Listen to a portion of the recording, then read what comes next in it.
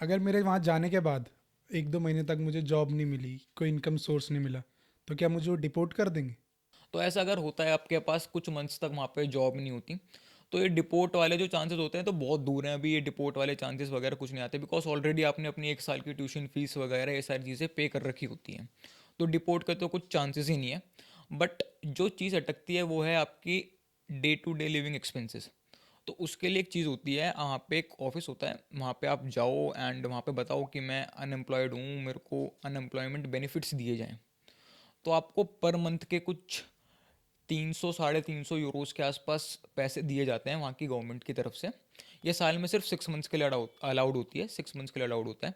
आप 6 महीने तक ये ले सकते हो।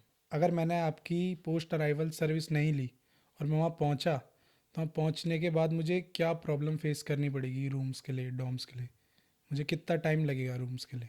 पब्लिक यूनिवर्सिटीज़ के पास मेल डाल सकते हैं कि मेरे को अकोमोडेशन के ऑप्शंस बताओ, कि आपके पास क्या क्या अकोमोडेशन के ऑप्शंस हैं। वो आपको डायरेक्टली उस मेल का रिप्लाई करेंगे कि उनके पास अभी रूम्स, डॉर्मेट्रीज, हॉस्टल वगैरह खाली हैं, उसमें कितनी सीट्स खाली हैं, उसका रेंट वेंट सारी चीज़ें आपको बेसिकली बता देंगी।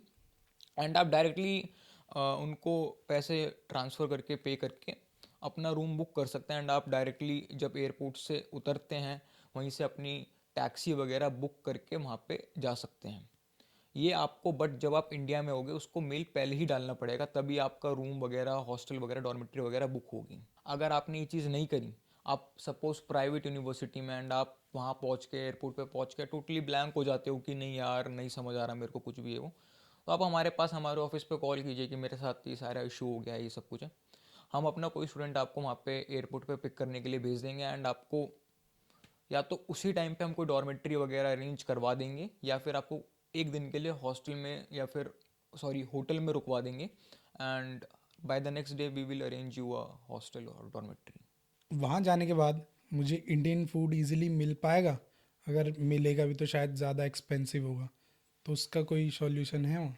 सो जैसे आप लिथुआनिया जाते हैं एंड जो हमारे वहाँ पे स्टूडेंट्स होते हैं, तो वो आपको कुछ ग्रॉसरी स्टोर्स पे लेके जाते हैं, जो इंडियन ग्रॉसरी स्टोर्स होते हैं, जहाँ पे आपको इजीली सारी चीज़ें मिल जाती हैं। इंडियन चीज़ें थोड़ा सा एक्सपेंसिव होता है बट उसकी कोई दिक्कत नहीं है।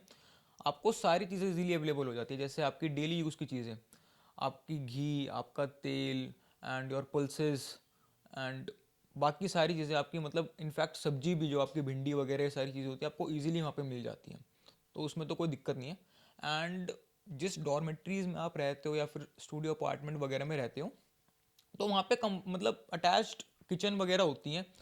तो आपकी कम्युनिटी के लोग ही वहाँ पे रहते हैं, हमारी कम्युनिटी के लोग ही रहते हैं, इंडियंस ही रहते हैं। तो आप ऐसा चुन के हेल्प वगैरह भी मांग सकते हो, एंड वो आप भी आपकी हेल्प करेंगे, बिकॉज वी आर हेल्पफुल। तो आप इजीली वहाँ पे अपना खाना वगैरह बना सकते हो, और आपको वो काफ़ी ज़्यादा सस्ता भी पड़ेगा अगर आप खुद से वहाँ पे खाना बना रहे हो तो।